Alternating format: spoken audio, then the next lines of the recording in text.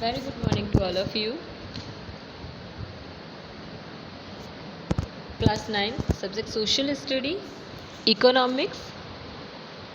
The book name is Economics. Chapter 1st, The Story of Village Palampur.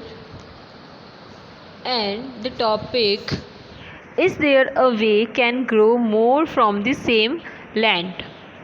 In the kind of crops grown and facilities available, Palampur would resemble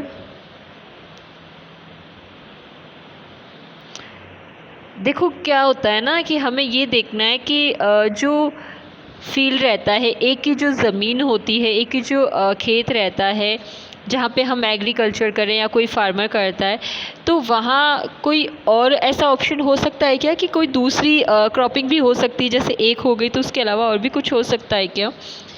so a village of western part of the state of Uttar Pradesh की बात कर रहे हैं, उसका एक part है, state का एक विलेज है, उसके बारे में बात कर रहे हैं. All land is cultivated in Palampur में सारी ज़मीन जो है वो बहुत कल्टिवेटेड है. No land is left idle during the rainy season, यानी कि खरीफ की जब फसल होती है वो कब होती है? रेनी सीज़न में होती है. फार्मर्स ग्रो ज्वार होता है, मतलब ज्वार एंड बाजरा. These plants are used as cattle feed. It is followed by cultivation of potato between October and December. देखो पोटैटो का कब होता है, सीज़न की बात करें, रेनी सीज़न होता है, उसमें खरीफ होता है, और जैसे क्या होता है वहाँ पे ज्वार या बाजरा होता है. नाउ दिसंबर और अक्टूबर में क्या होता है? पोटैटो की फसल होती है. इन द विंटर सीज़न में क्या होता है? Rabi. Fields are sown with wheat. From the wheat produced, farmers keep enough wheat for the family's consumption. देखो इतनी तो फसल वो कर लेता है, इतना वो गेहूँ उगा लेता है, उसकी फसल हो जाती है कि वो कंजप्शन यानी कि जितना चाहे वो उतना अपने घर में इस्तेमाल कर सकता है. सेल द सरप्लस, और उनको क्या कर सकता है? सेल आउट कर सकता है. Wheat at the market at Raiganj भी वहाँ पे एक जगह का नाम है, यूपी की ही बात कर रहे हैं हम लोग, तो वहाँ उसको क्या कर देता है? वहाँ के मार्केट में सेल आउट कर देता है. A part of land area is also devoted to sugarcane भी यहाँ पे बहुत होता है. देखो ध्यान रखना, यहाँ पे भी होता है, औरंगाबाद साइड में, महाराष्ट्र साइड में भी होता है. Which is harvested once every year. Sugar cane in its raw form और as jaggery is sold to traders in Shahpur. The main reason why farmers are able to grow 3 different crops in a year in Palampur. देखो क्यों ये लोग जो होते हैं farmers, इनके इतने कैपेबल होते हैं कि वो क्या कर सकते हैं? 3 अलग अलग तरह की जो फसल है वो उगा सकते हैं. कहाँ पे? एक साल के अंदर. कहाँ पे? पालमपुर में. Is due to the well developed system of irrigation. और यहाँ पे क्या होता है? क्योंकि इन्होंने इरीगेशन सिस्टम जो होता है वो काफ़ी अच्छा डिवेलप कर रखा है. इरीगेशन क्या होता है ना? सिंचाई करना, वो काफ़ी अच्छा डिवेलप किया हुआ है इन्होंने, यानी कि बहुत सारे अच्छे इन्होंने रिसोर्सेज रखे हुए हैं वाटर के लिए.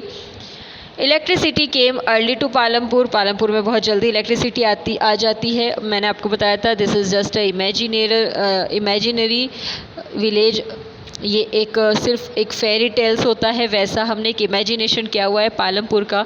वो हम इसलिए देख रहे हैं ताकि we can understand about the economical system of the country. एक कंट्री कैसे अपने इकोनॉमिक सिस्टम को चलाती है, उसके लिए ज़रूरी है हम इसको समझें. So that's why we are taking an example as a story of Palampur, a imaginary state, imaginary district, village. Its major impacts was to transform the system of irrigation. ये बहुत ज़रूरी होता है क्योंकि बहुत फ़र्क पड़ता है इस चीज़ का, इरिगेशन का. देखो कहीं पे एग्रीकल्चर अच्छी हो रही है तो इसका मतलब एग्रीकल्चर अच्छी होने का, क्रॉपिंग अच्छी होने का रीज़न क्या है? कि उसको सारे सोर्सेज जो हैं वो मिल रहे हैं. सारे सोर्सेज में हो गया, जैसे उसको वाटर मिल रहा है, इरिगेशन मिल रहा है, कंपोस्ट मिल रहा है, तो वो डिपेंड करता है इस चीज़ पे. सो दैट्स वाई इसका इम्पैक्ट बहुत अच्छा, इसका प्रभाव बहुत अच्छा है. Persian wheels were till then used by farmers to draw water from the wells and irrigate small fields. देखो ये व्हील्स यानी कि ऐसा कुछ उनके पास में सोर्सेज हैं जहाँ से वो क्या कर सकते हैं? वेल्स कुआं जो होता है वहाँ से पानी को खींच कर लाते हैं और क्या करते हैं, स्मॉल छोटे छोटे खेतों में उसको इरीगेट करते हैं, यानी कि सिंचाई करते हैं उसकी। People saw the electric run tube wells could irrigate much larger areas of land more effectively. The first few tube wells were installed by the government. Soon, however, देखो इनको कौन करता है, फर्स्ट जो ट्यूबवेल्स थी ना वो किसने बनवाई थी, सबसे पहले गवर्नमेंट ने बनवाई थी थोड़ी बहुत। Soon however farmers started setting up, farmers ने क्या किया, देखो खुद ने स्टार्ट कर दिया है प्राइवेट सेटअप डालना ट्यूबवेल्स का। As a result by mid 1970s the entire cultivated area of 200 hectare was irrigated. वो इतना कर लेते थे, इतना उन्होंने ट्यूबवेल्स खुद ने बनवा लिए अपने खेतों में पर्सनली कि वो क्या कर सकते हैं, 200 हेक्टेयर्स जो होता है उतने अपने फील्ड को इरीगेट कर सकते हैं, यानी कि उसकी सिंचाई जो है वो कर सकते हैं। Not all villages in India have such high levels of irrigation. सब लोगों के पास में इतना अच्छा सोर्स नहीं है इरीगेशन का। Apart from the riverine plains coastal regions in our country are well irrigated. देखो कुछ एरियाज़ हैं जिनको करने की ज़रूरत नहीं है। रिवराइन यानी कि जो कहाँ है, नदी के पास में है। प्लेन्स ऑब्वियसली ग्रीनरी एरिया होगा वो। कोस्टल एरिया समुद्र के किनारे या नदी के किनारे अगर कोई ऐसा होता है तो वहाँ भी उनको इरिगेशन की ज़रूरत नहीं पड़ती, तो वो बहुत अच्छे वेल इरीगेटेड जगह रहती है। In contrast plateau region such as Deccan plateau, देखो प्लेट्यू एरियाज़ में बहुत प्रॉब्लम आती है। प्लेट्यू एरियाज़ में क्यों प्रॉब्लम आती, प्लेट्यू एरिया कैसा होता है, ऐसा होता है, ठीक है। तो पानी अगर आ भी गया, रेन अगर आ भी गई, देखो पानी यहाँ से तो ऊपर जाएगा नहीं, पानी हमेशा क्या करता है, ऐसे फ्लो में नीचे जाता है स्लोप में। तो ये ऐसे जब नीचे जा रहा होगा, ठीक है, तो पानी ऐसे नीचे चल जाएगा तो यहाँ की जो ज़मीन होगी वो क्या होगी, वो बंजर होती जाएगी, तो वो सॉइल होगा वो एरोजन होना स्टार्ट हो जाएगा। Of the total cultivated area in country, a little less than 40% is irrigated even today. आज के कंपैरिजन में 40% जो है वो पोर्शन पूरा इरीगेटेड हो जाता है टोटल एरियाज़ का। In the remaining areas farming is largely dependent on the rainfall. देखो ज़्यादातर लोग जो होते हैं वो क्या करते हैं, फार्मर्स 40% तो वो कवर कर लेंगे, लेकिन 60% यानी कि ज़्यादा एरिया जो हो गया वो 60% तो ज़्यादा है ना, मोर देन 40%, मतलब 40% के कंपैरिजन में 60% ज़्यादा है। तो ये अभी भी किस पे डिपेंडेंट करते हैं, इस पे रेनफॉल पे। To grow more than one crop on a piece of land during the year is known as multiple cropping. It is the most common way to increasing production on a given piece of land. देखो इसमें क्या होता है ना, ये जो to grow more than one crop, अगर आपको एक से ज़्यादा क्रॉप जो है उसको ग्रो करना है तो आपको डिपेंडेंट होना पड़ेगा। किसके ऊपर डिपेंडेंट होंगे आप, उसके लिए ज़रूरी होता है कि आप बारिश पे, रेनफॉल पे डिपेंडेंट करते हैं। तो यहाँ पे ये कहना चाह रहा है कि to grow more than one crop of piece of land during the year, अगर आपको एक साल के अंदर ही बहुत ज़्यादा अगर आप क्रॉपिंग कर लेते हो, एक से ज़्यादा करते हो, तो उसको क्या बोलते हैं, मल्टीपल क्रॉपिंग बोला जाता है। It is the most common way of increasing production on the given piece of land. All farmers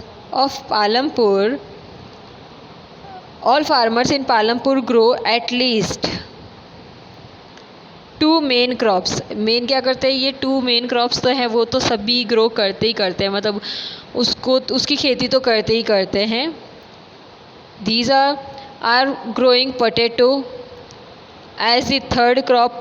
देखो दो तो होती है, वीट हो गया, बाजरा हो गया, शुगर केन हो गया, ये सब तो है। ये इसके अलावा एक और हो जाता है, वो क्या हो जाता है, potato. In the past 15 to 20 years, total 15 to 20 years हो गया है कि पालमपुर में इसकी भी खेती हो रही है, इन तीन के अलावा।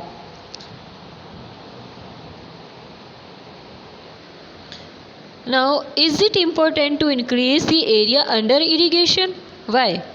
क्या ये ज़रूरी है कि इरिगेशन के अंडर में जो एरियाज़ आ रहे हैं उनकी जो क्वांटिटी है वो बढ़ाई जाए? हाँ, ऐसा होना चाहिए, बिकॉज ऑफ देखो आप रेनफॉल पे डिपेंडेंट हो रहे हो, 60% आप रेनफॉल पे डिपेंडेंट हो, 40% आप कवर कर रहे हो, ठीक है। तो ये भी कोई नेसेसरी नहीं है कि 40% पूरा हो रहा है। तो ऐसा कुछ किया जाना चाहिए क्योंकि रेनफॉल अगर नहीं हुआ तो ऐसे सिचुएशन में क्या करेंगे, हम पूरी तरह से डिपेंडेंट हो जाते हैं रेनफॉल पे। तो ऐसे कुछ प्लान होने चाहिए जिसमें ये रेनफॉल वाली जो प्रॉब्लम आ रही है, जो ड्रॉट आ जाता है उसकी वजह से प्रॉब्लम आती है, लेक ऑफ वाटर या वाटर क्राइसिस जो आ रहे हैं, इन सारी प्रॉब्लम्स को हम सॉल्व कर सकते हैं। Now you have read about the crops grown in Palampur. हमने पालमपुर में जो क्रॉप्स होती है वो सारी पढ़ी थी। Now fill the following based information, ये एक एक्टिविटी है, आप उसको कर सकते हो। एक टेबल है आपकी बुक में दे रखी है, you can fill that table according to this picture. आप उसको फिल कर सकते हो easily. And we are going to continue our chapter.